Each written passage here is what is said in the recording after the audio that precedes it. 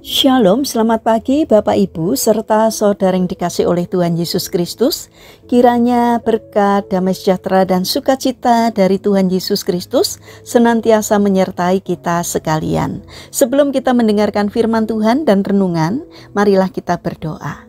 Tuhan Allah Bapa yang Maha Baik, kami sungguh bersyukur atas kebaikan dan kemurahan-Mu, karena Engkau Tuhan yang selalu melindungi, menolong dan menopang kami. Terima kasih atas setiap kemurahan-Mu, ya Tuhan. Jika saat ini kami akan mendengarkan firman-Mu, urapilah kami dengan Roh Kudus-Mu, agar kami dapat mengerti dan memahami apa yang Tuhan sampaikan kepada kami. Bimbinglah kami agar karakter kami semakin hari semakin bertumbuh menjadi lebih baik, sehingga semakin berkenan di hati Tuhan. Terima kasih Tuhan, di dalam nama Tuhan Yesus Kristus kami berdoa. Amin. Bapak Ibu serta saudara yang dikasih oleh Tuhan, bacaan firman Tuhan saat ini diambil dari TB2 Injil Matius pasal 14 ayat 28 dan 29. Demikianlah sabda Tuhan. Petrus berkata kepadanya, "Tuhan, apabila itu Engkau, suruhlah aku datang kepadamu berjalan di atas air." Kata Yesus, "Datanglah." Petrus turun dari perahu dan berjalan di atas air dan mendatangi Yesus. Tema renungan saat ini adalah jangan bimbang. Bapak Ibu serta saudara yang dikasih oleh Tuhan, suatu kali dari dalam perahu, Petrus berkata kepada Yesus, "Tuhan, apabila Engkau itu, suruhlah aku datang kepadamu berjalan di atas air." Pernyataan dari Petrus ini merupakan bukti dari iman serta keberanian yang teguh. Dari semua murid-murid yang ada di dalam perahu saat itu, hanya Petrus satu-satunya yang berani berkata seperti itu. Dalam pernyataan Petrus ini terkandung keyakinan iman bahwa ia pasti sanggup berjalan di atas air jika Yesus yang menyuruhnya. Ia sungguh percaya bahwa dengan Yesus ia dapat melakukan perkara-perkara yang mustahil. Iman Petrus dinyatakan melalui keberaniannya melangkah keluar dari perahu dan berjalan di atas air. Sungguh merupakan tindakan iman yang luar biasa. Sementara murid-murid yang lain dalam keadaan takut, Petrus melangkah keluar perahu dengan iman dan ternyata ia bisa berjalan di atas air.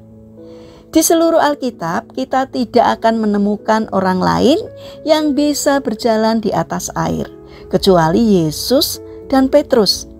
Kita bisa mengerti mengapa Yesus bisa berjalan di atas air, karena Dia adalah Tuhan. Dia berkuasa atas alam semesta.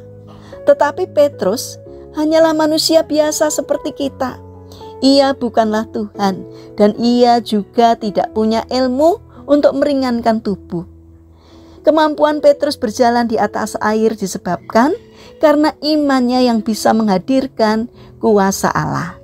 Ia beriman dan berani bertindak sesuai dengan imannya. Bapak Ibu serta saudara yang dikasih oleh Tuhan, memang di dalam kehidupan ini kebimbangan seringkali menguasai kita. Tetapi pada saat perahu kita diombang-ambingkan gelombang, Yesus selalu hadir dan berkata, "Tenanglah, aku ini, jangan takut." Ia bahkan tidak jarang menyuruh kita, berjalanlah di atas air seperti Petrus. Masalahnya, apakah kita berani bertindak seperti Petrus atau memilih menjadi seperti ke-11 murid lainnya yang diliputi rasa takut dan terus berdiam diri di dalam perahu? Tuhan Yesus berkata agar kita mempercayai Dia sepenuhnya, dan Petrus telah membuktikan kepercayaannya kepada Tuhan dengan berjalan di atas air menemuinya.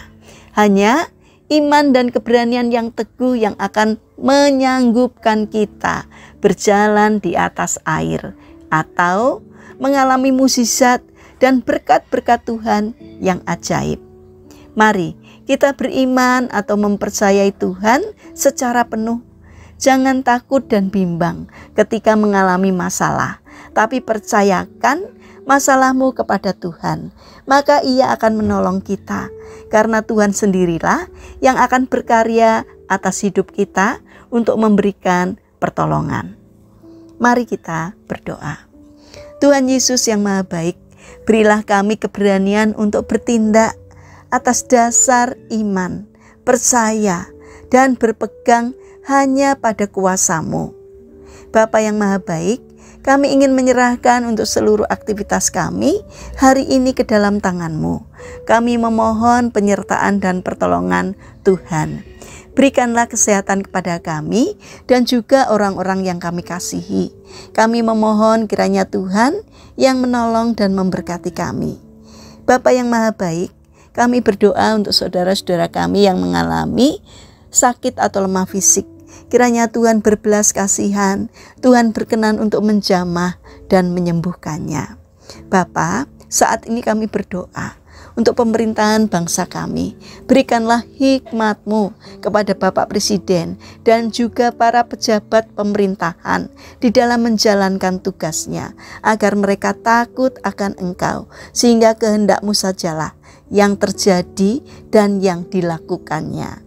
Dengarkanlah seruan doa kami ya Bapa, di dalam nama Tuhan Yesus Kristus, Allah yang berkuasa, kami berdoa. Amin.